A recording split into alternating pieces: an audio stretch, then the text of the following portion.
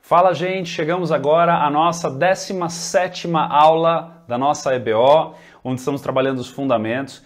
E hoje um assunto muito especial, o tema é o que é a igreja. Vamos orar? Pai amado, Pai querido, obrigado pelo privilégio que o Senhor nos dá de estarmos juntos na Tua Palavra, buscando os fundamentos, buscando a casa na rocha, buscando a rocha para que essa casa seja então edificada. Dá-nos clareza, dá-nos entendimento, me ajuda, Senhor, a compartilhar de maneira que todos que estão assistindo possam entender, Senhor, que eu mesmo possa entender e que o Senhor seja glorificado diante de tudo isso. Para a honra e glória do Teu santo nome, em nome de Jesus nós oramos, amém. O que é a igreja? Talvez uma pergunta tão óbvia como essa nos faça não pensar a respeito da resposta que nós deveríamos dar para essa pergunta.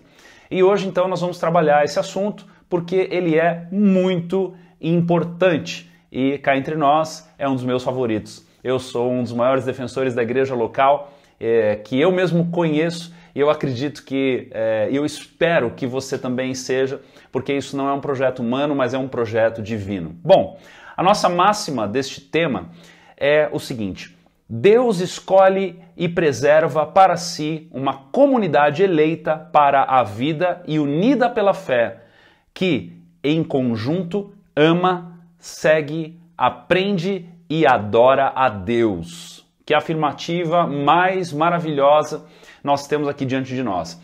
E para complementar o nosso versículo principal que trabalha essa questão da igreja, está lá em 1 Tessalonicenses, capítulo 2, versículo 13, que diz assim: Por isso também damos, sem cessar, graças a Deus, pois havendo recebido de nós a palavra da pregação de Deus, a recebestes, não como palavra de homens, mas segundo é na verdade como palavra de Deus, a qual também opera em vós os que creram, né? Então aqui Paulo está falando aos Tessalonicenses com respeito dessa obra maravilhosa de salvação e que está operante naqueles que creem, ou seja, na igreja, tá? Então, primeiramente, nós precisamos pensar na igreja como a Bíblia pensa na igreja.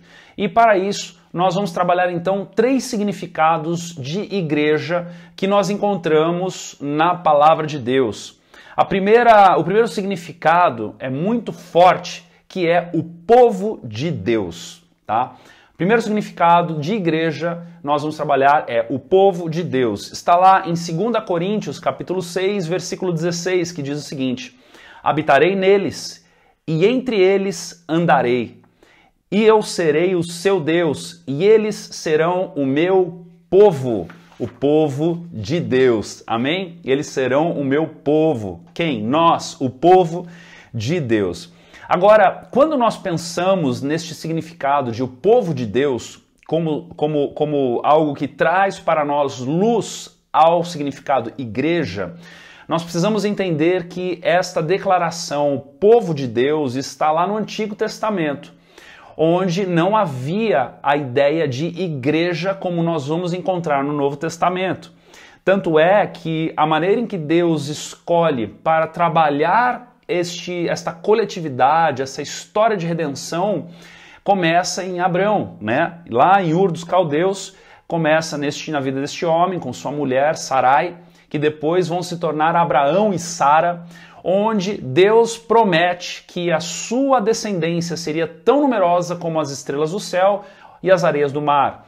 Então, nós vamos vendo o início de uma linda jornada onde Deus, através de uma família, começa então a estabelecer o seu povo. E aí, então, nós vamos entendendo e vamos compreendendo pela palavra de Deus que ali, por meio de um processo de de genealogia, né, de sangue, onde esta família, este povo de Deus vai crescendo, vai se tornando numeroso e Deus vai trabalhando, né, lidando com esse povo. até um certo momento onde nós vemos Jesus entrando em cena, o resgatador, o redentor, aquele que nasce, né? Nós já vimos na aula anterior, 100% Deus, 100% homem, e ele então, por meio do seu sofrimento, do seu padecer na cruz, ele carrega sobre si não só as nossas enfermidades, mas todo o pecado da humanidade, morre em favor daqueles que haverão de crer, e daí então instaura um novo tempo. E Paulo vai escrever lá em Romanos, capítulo 9, versículos 24 e 26, até citando uma profecia de Oséias, quando Oséias vai dizer: chamarei aqueles que não são meu povo, ou não meu povo, de meu povo, e a não amada de amada. Ou seja, inicia-se um novo momento, uma nova era, um novo entendimento, onde ao invés da circuncisão da carne, né, do corte do prepúcio no sexo masculino como elemento de aliança a Deus, ali agora Paulo vai começar a falar a respeito de uma aliança de coração, uma circuncisão de coração, né? Romanos 2:29 vai dizer assim: mas judeu é quem o é no interior, e circuncisão é a do coração, realizada pelo Espírito, não pela letra, né? Então aqui há algo que acontece e que para nós, de primeiro momento, quando nós estamos tentando entender a perspectiva da figura de igreja através dessa declaração povo de Deus, nós começamos a entender então que no Novo Testamento um novo momento se inicia, onde povo de Deus não é somente aquele que é judeu de nascença, mas aquele que crê em Jesus e então é circuncidado no coração, ou seja, pela fé, ele agora se torna povo de Deus, ok? Então essa é a inclusão na aliança, tá? Nessa aliança que antes estava só diante de uma etnia, de um povo, especificamente o povo judeu, agora está pela fé em todos aqueles que creem em Jesus. Olha que coisa maravilhosa. A gente vai ver isso um pouquinho mais adiante, com um pouquinho mais de clareza. Então segura aí e vamos adiante, tá?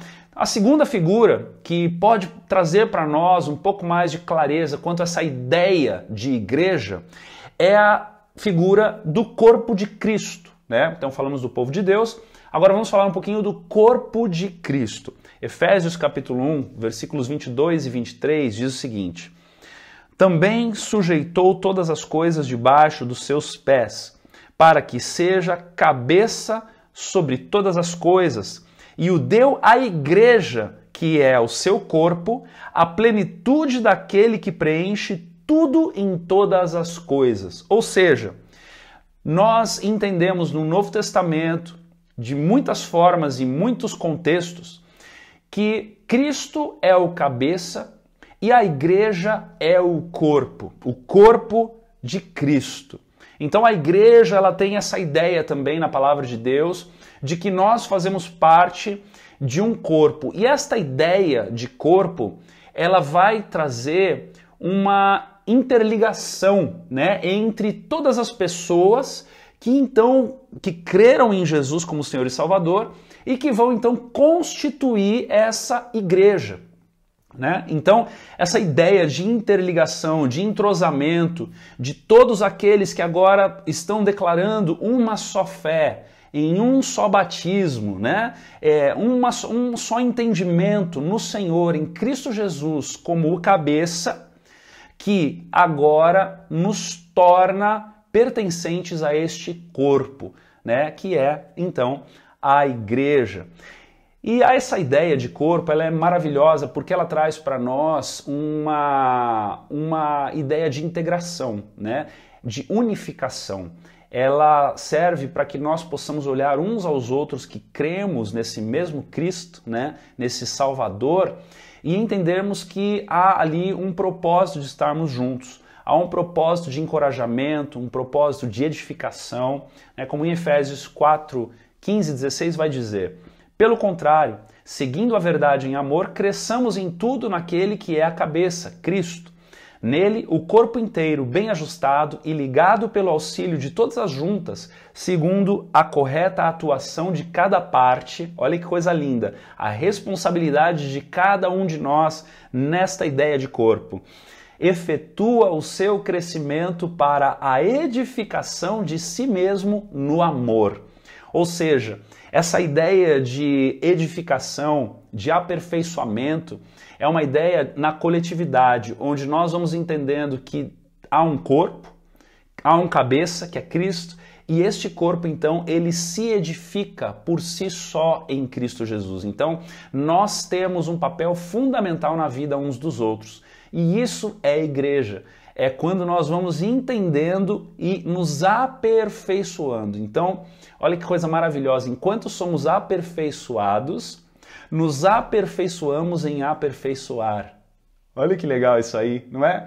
Enquanto nós vamos recebendo mais da parte do Senhor, a nossa vida vai sendo transformada, mais nós vamos nos tornando aptos a aperfeiçoarmos outros. Ou seja, pelo mesmo trilho que nós vamos passando de santificação, de entendimentos novos da palavra, de vida com Deus, vida piedosa, quanto mais nós vamos vivendo todas essas coisas, né, através daqueles que o Senhor colocou de irmãos mais velhos antes de nós para nos ensinar neste caminho, nós vamos tendo também o privilégio e a oportunidade, né, que não perca essa oportunidade você, de olhar ao seu redor e fazer a mesma coisa com aqueles que estão ao seu redor.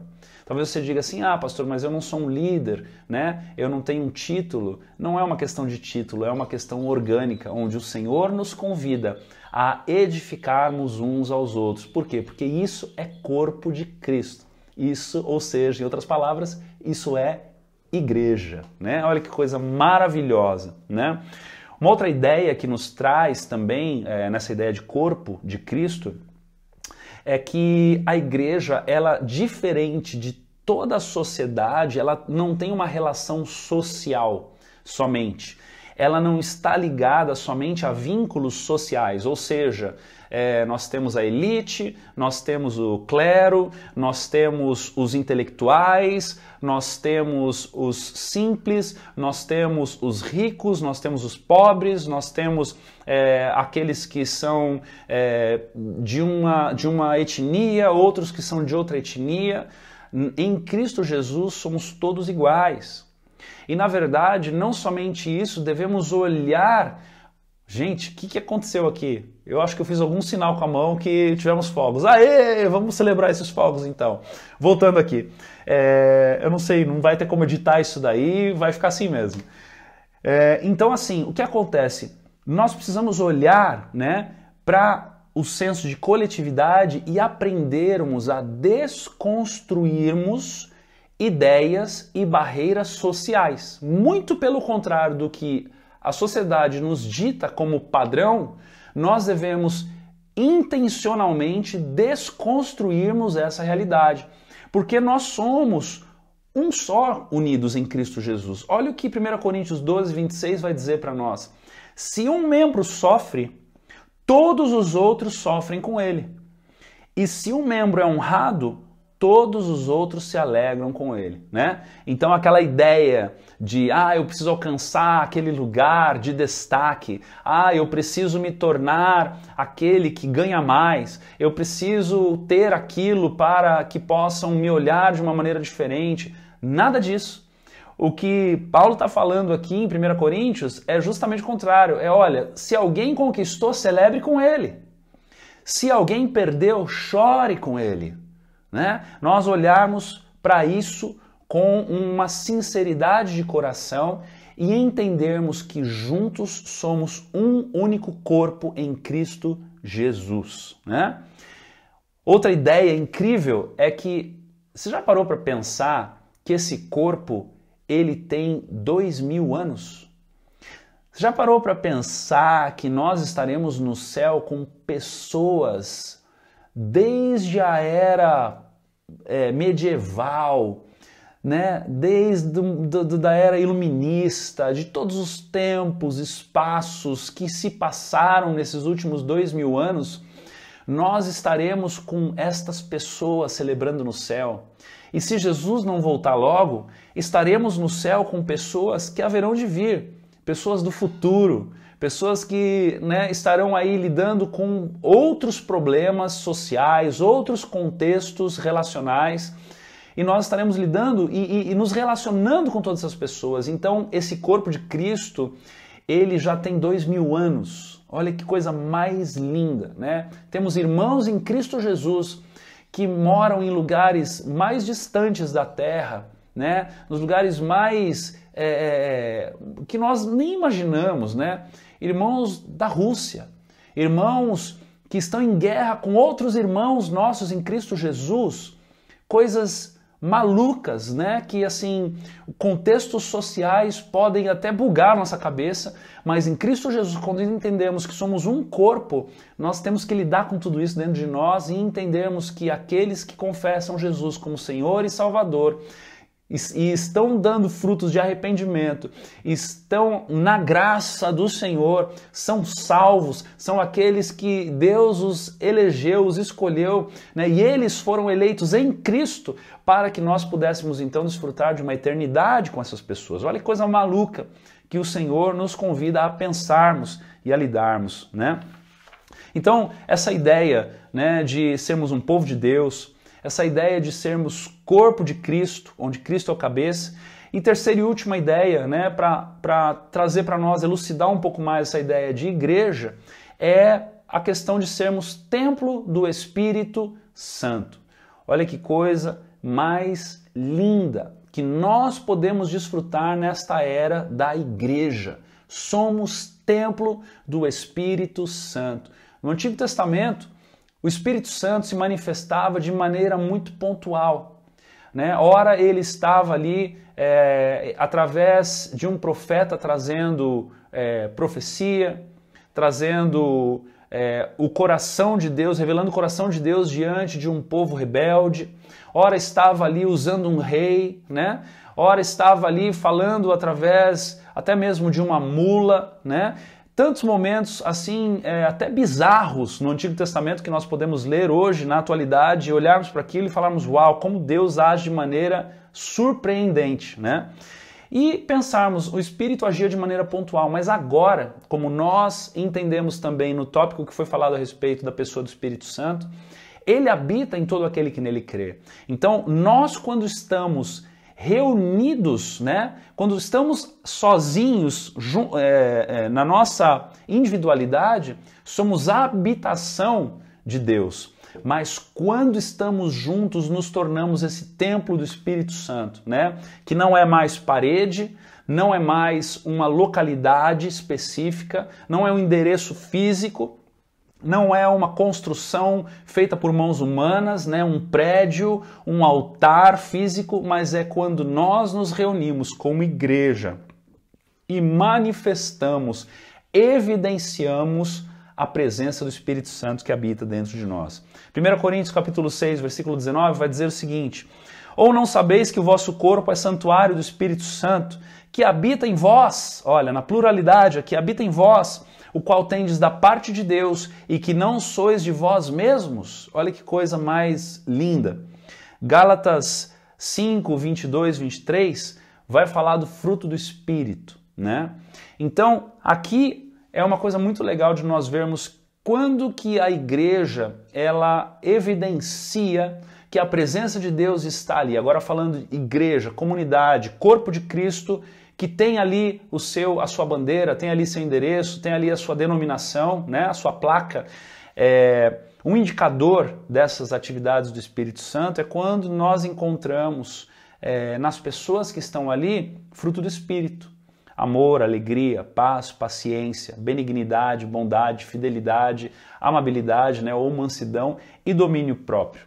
Estes são o fruto do Espírito, né? O texto ele vai falar do fruto como singular, mas ele vai trazer essas variantes. Então, é um fruto que tem essas variantes, né? A gente vai falar sobre isso num capítulo bem específico sobre isso, mas já antecipando, né, a ideia que se dá quanto a isso é como aquela tangerina, que ela é um fruto, mas ela tem gomos dentro dela que vão evidenciar ali uma separação dentro de uma coisa só, né? Como nós vimos aqui agora.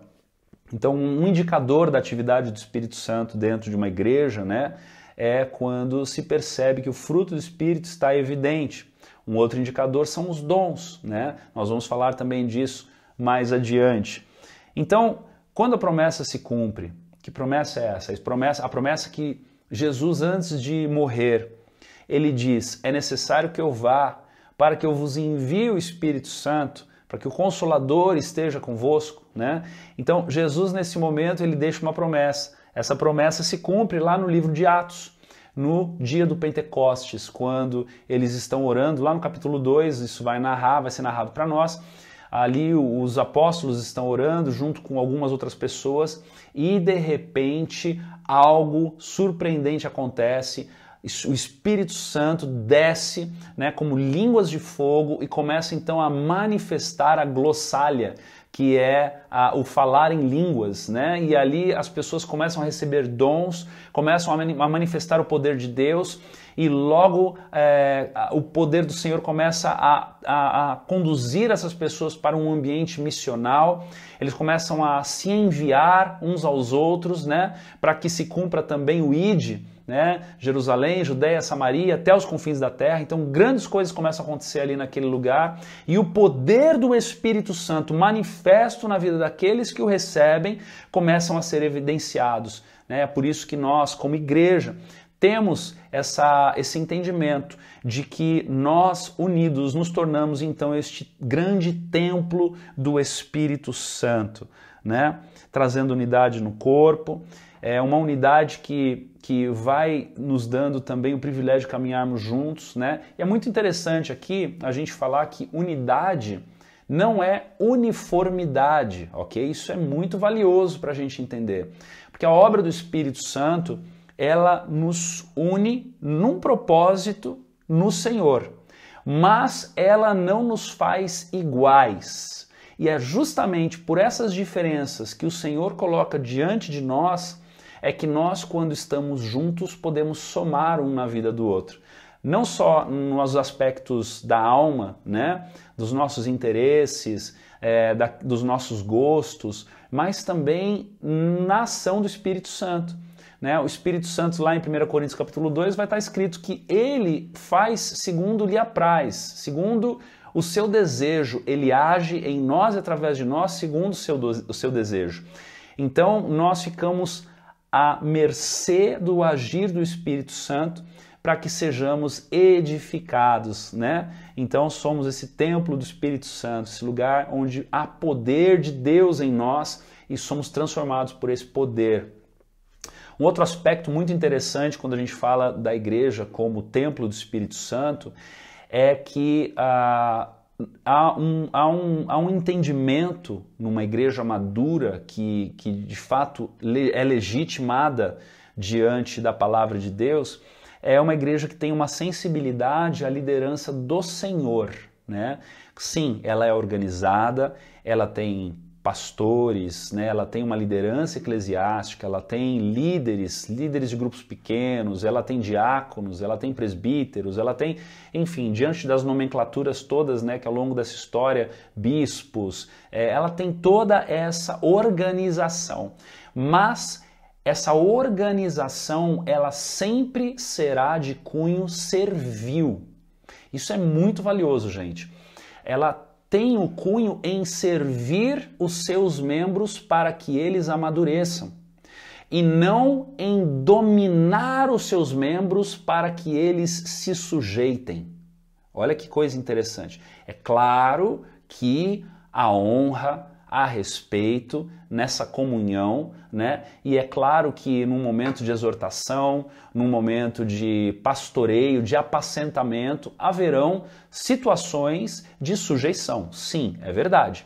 Agora, tem que haver um ambiente onde há uma clareza de que quem lidera aquela igreja é o bom pastor, é o Senhor Jesus, de que a palavra final é a própria palavra de Deus, de que o mover final é a ação do Espírito Santo, entende? Então, estas questões, elas precisam estar sempre construindo a atmosfera da igreja.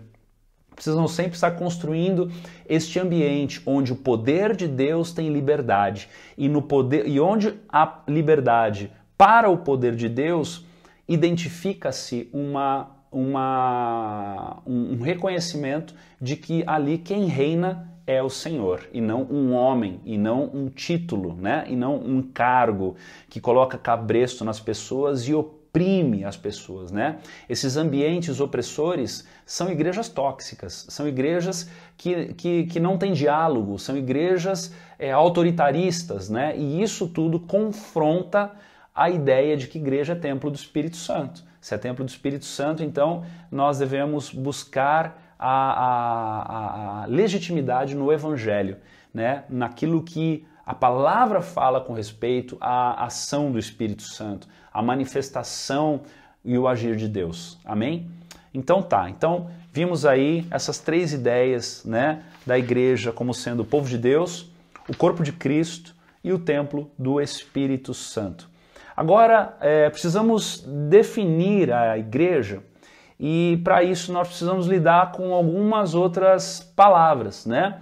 Terminologias, algumas outras palavras que às vezes geram confusão no nosso entendimento, mas que nós precisamos ter um pouco mais de clareza para fundamentarmos a ideia de igreja, amém? Então, a primeira fricção que a gente precisa definir uma coisa de outra é com relação à igreja e reino, ok?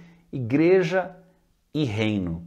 Há uma definição muito clara que diz o seguinte, que o reino é o governo de Deus, enquanto a igreja é a comunidade humana debaixo desse governo. Reino já existia antes de Atos. O reino de Deus é sempre eterno. O reino de Deus é de eternidade em eternidade, porque Deus é rei. E ele é rei de eternidade em eternidade. E ele tem o seu reino, né? Mesmo antes da criação da humanidade, já havia um reino celestial. Então, dentro desse entendimento, nós podemos dizer que o reino vem antes da igreja. E o reino é o governo de Deus. É a maneira em que o Senhor atua, né? São as leis de Deus, como Deus opera, como Deus age. Ele age debaixo de um reinado que é dele. Ele tem o governo, ele é o rei, ele é aquele que reina, que manda e desmanda, que dá ordem. Então, dentro dessa ideia, surge, né, para esta era. Qual era? A era pós-Cristo, a partir de Cristo, que morre, ressuscita, ascende aos céus, envia o Espírito Santo e instaura a era da igreja. E esta era da igreja que também terá fim, que se dará no reinado de Cristo no milênio aqui na Terra, então que terá ali o seu momento de conclusão, né? Um momento onde os que decidiram, os que não decidiram, não decidem mais, né? Isso é muito importante a gente entender. Então, a igreja é um meio pelo qual Cristo definiu que o evangelho fosse pregado, que houvesse essa manutenção maravilhosa e que nós pudéssemos estar juntos vivendo essa comunhão. Então, é por isso que a igreja não é o reino. É por isso que o reino cria a igreja. É por isso que a igreja testemunha do reino. É por isso que a igreja é instrumento do reino. E é por isso que a igreja é guardiã do reino.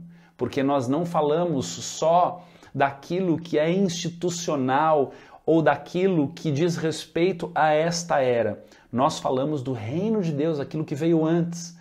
Nós falamos, quando nós pregamos o Antigo Testamento, né, nós não estamos pregando com respeito aos acontecimentos na igreja, nós estamos pregando com respeito aos acontecimentos do reino de Deus.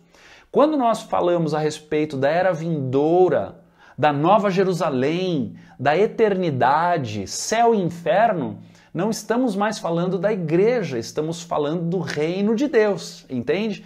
Então há uma limitação quanto à igreja. A igreja, ela é o instrumento do reino. Então ela está sujeita ao reino de Deus. Que coisa maravilhosa é essa, né? Então ela é aqui como uma definição, nós dizemos que é uma manifestação do reino de Deus, ok? O que é igreja versus reino? Igreja é uma manifestação do reino de Deus para o tempo que se chama hoje. Amém?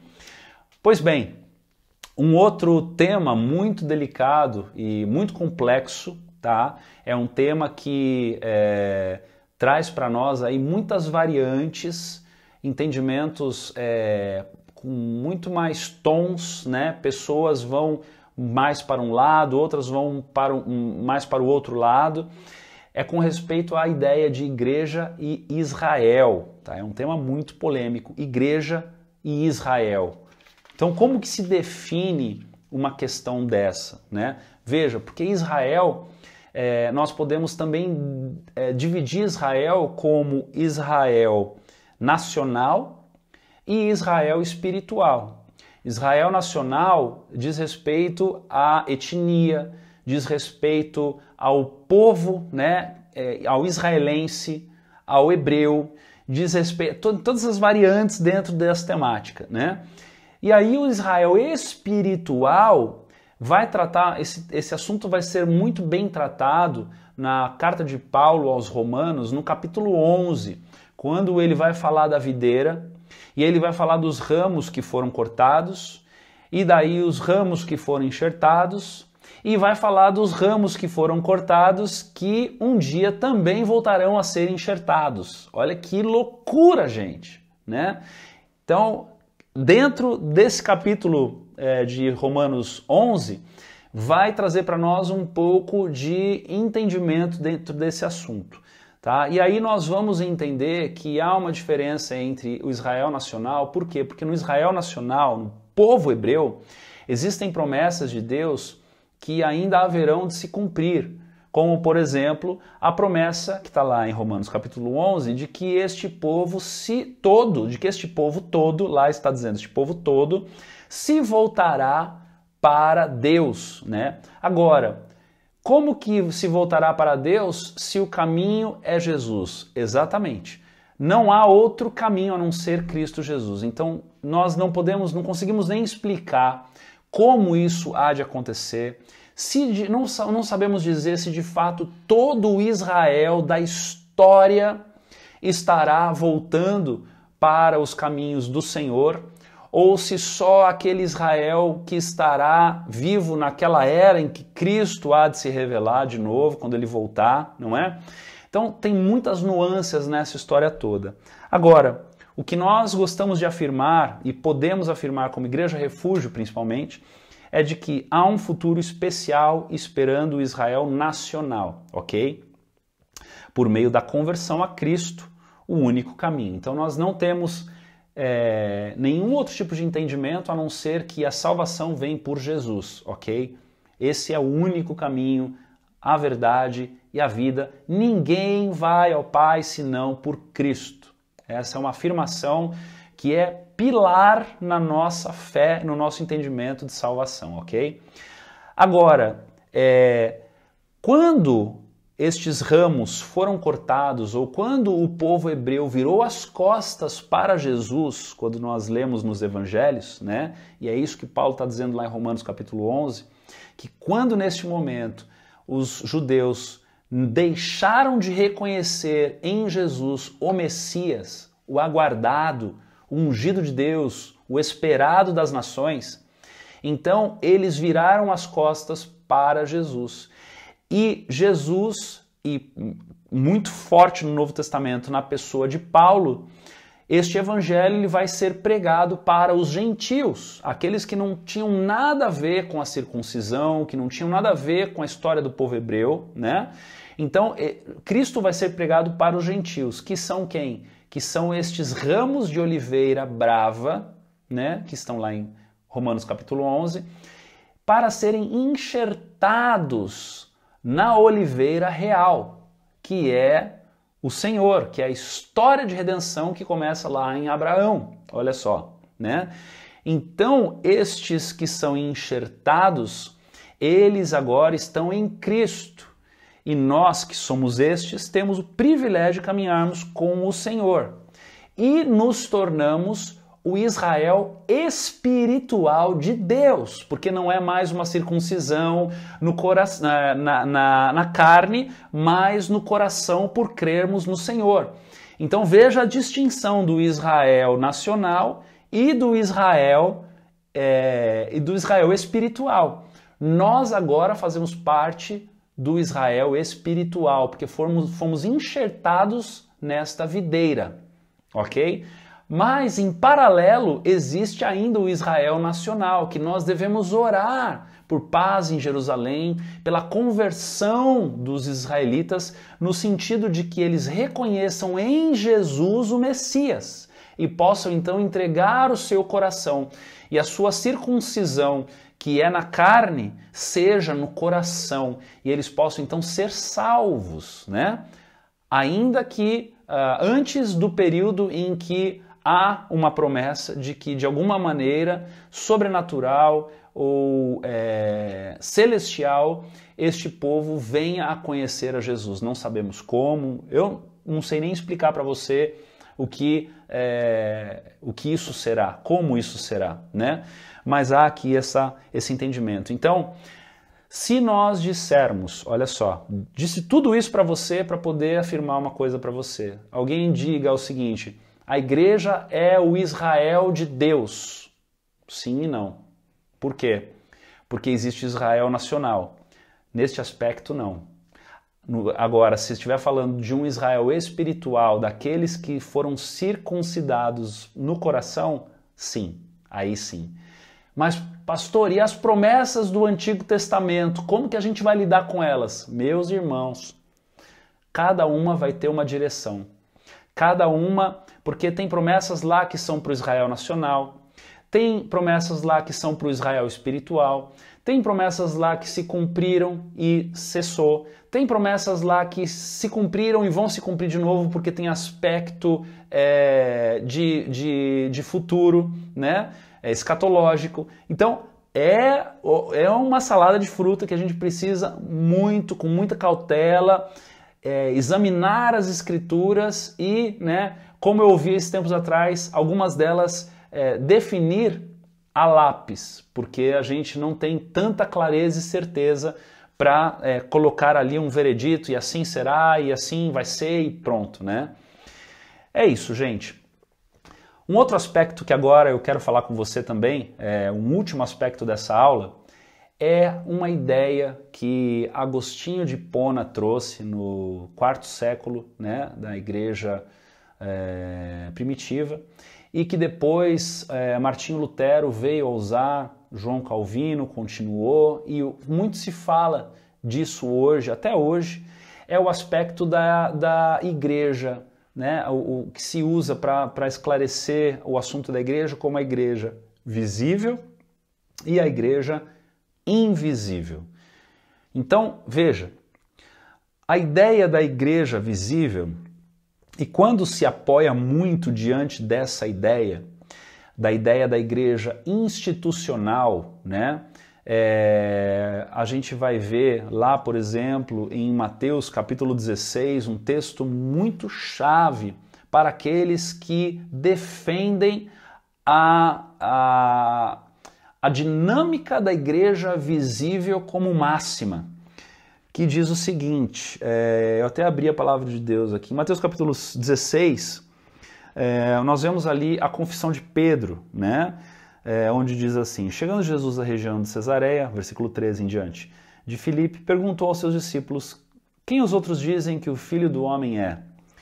Eles responderam: alguns dizem que é João Batista, outros Elias e ainda outros Jeremias ou um dos profetas.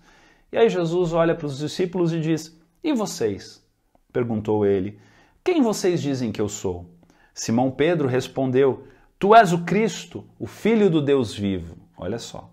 Respondeu Jesus: feliz é você, Simão, filho de Jonas, porque isto não lhe foi revelado por carne ou por sangue, mas por meu Pai que está nos céus. E ele continua dizendo: e eu lhe digo, que você é Pedro, e sobre esta pedra edificarei a minha igreja.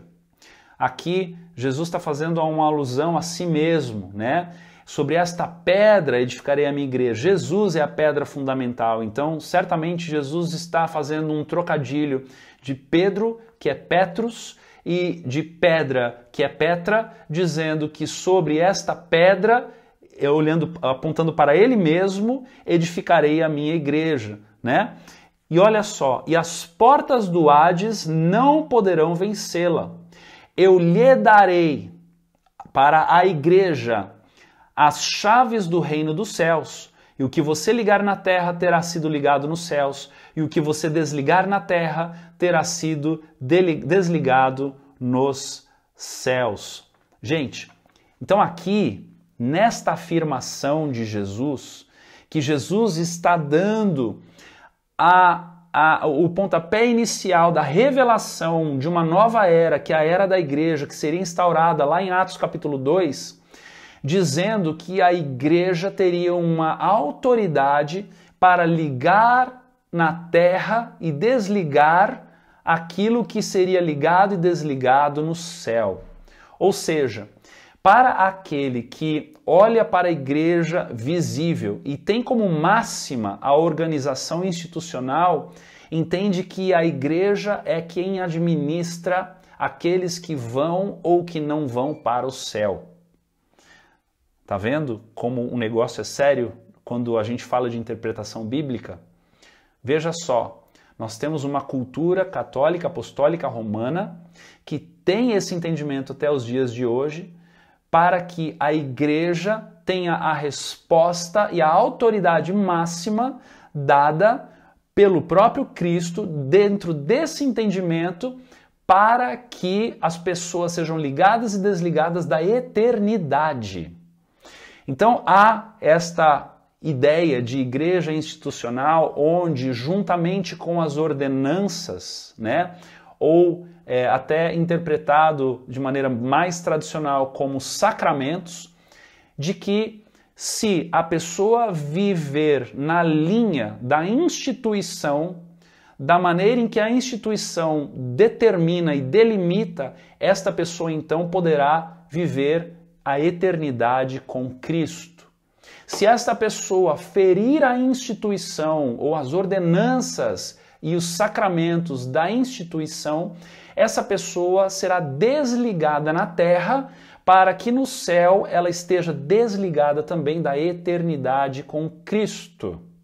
Este é um extremo da igreja visível, ok? Já na igreja invisível, há um outro extremo também, que indica-se como uma abordagem pietista, ok? Muito cuidado nesse momento, porque pietismo não quer dizer este extremo, mas quando nós falamos de abordagem pietista, nós podemos dizer quanto aos extremistas do outro lado. Quem são estes? Olha, na nossa geração nós temos um nome, desigrejados, ok? Quem são os desigrejados? São os desacreditados das instituições.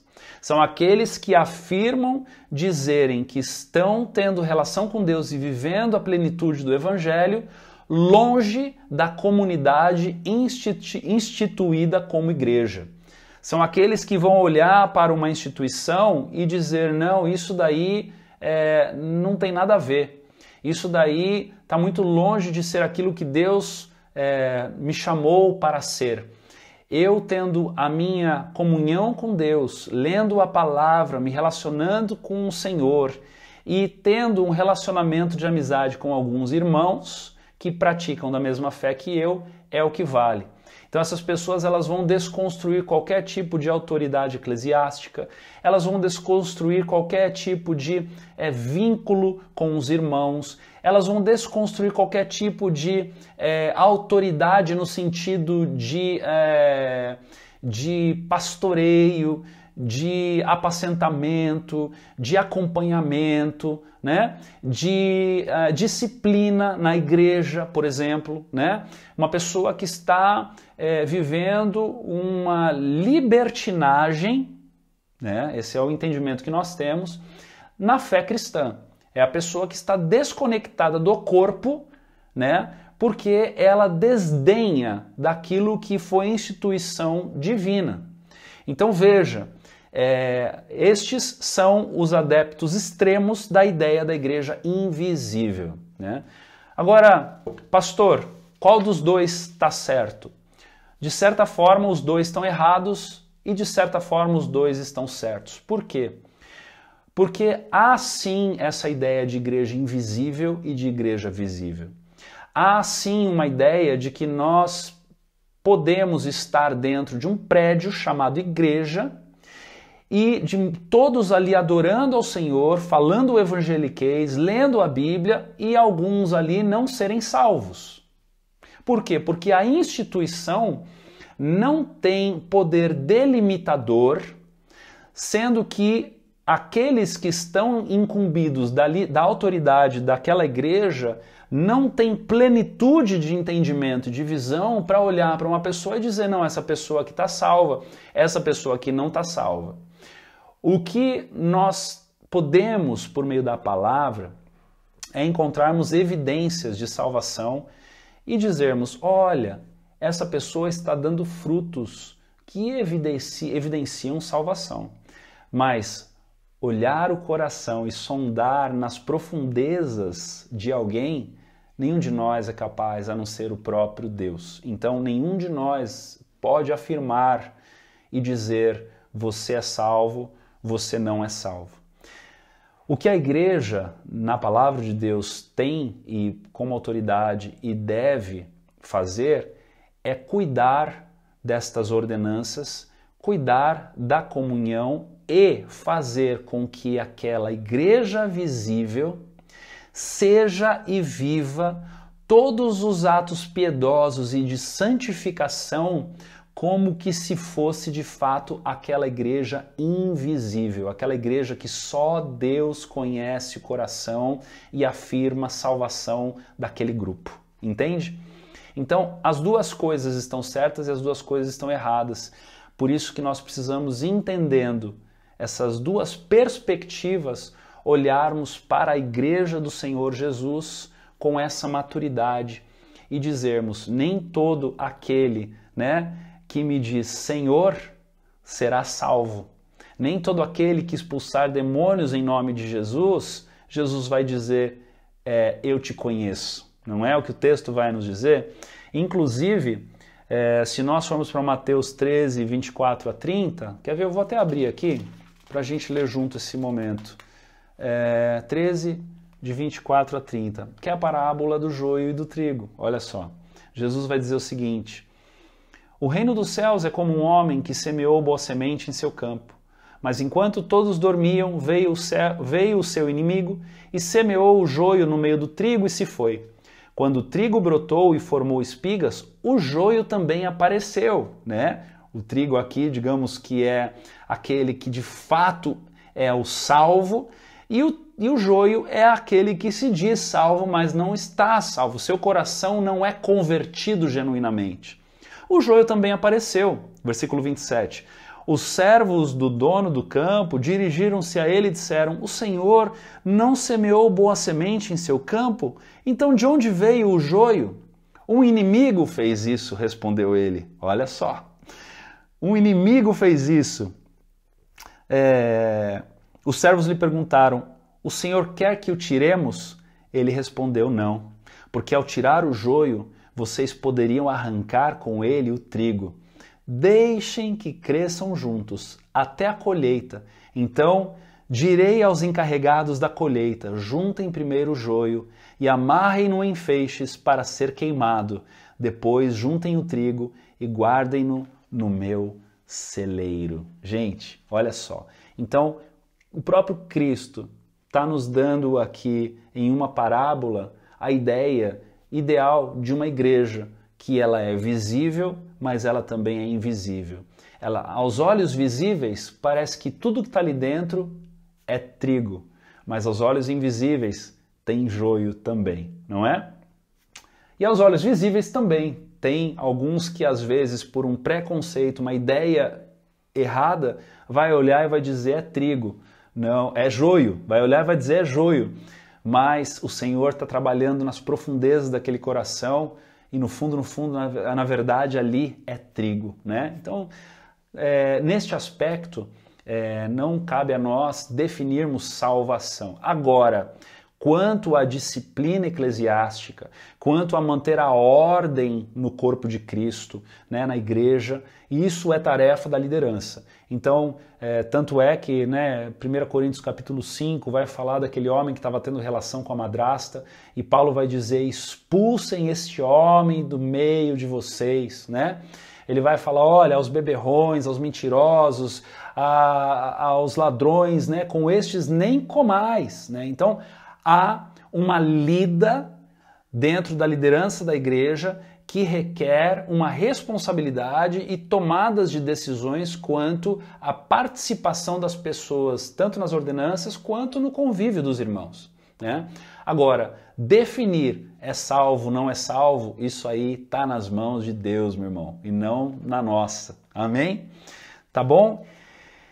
Então é isso. E para concluir, nós entendemos que ainda que o reino de Deus foi instaurado antes de Cristo, ainda que houveram sombras e ideias, como por exemplo a congregação do deserto, né, com Moisés, quando Moisés sai do Egito com toda aquela multidão e eles vão para o deserto, ali, né, aquela eclésia, aquele ajuntamento, né, ainda que todos estes momentos, ou a própria Arca de Noé, que também vai prefigurar, de certa forma, a igreja, ainda que tudo isso tenha acontecido antes, nós entendemos que a igreja se inicia na descida do Espírito Santo no dia de Pentecostes, lá em Atos capítulo 2, porque é a partir deste momento, quando a promessa de Cristo se cumpre, enviando o Auxiliador, então nós começamos a ver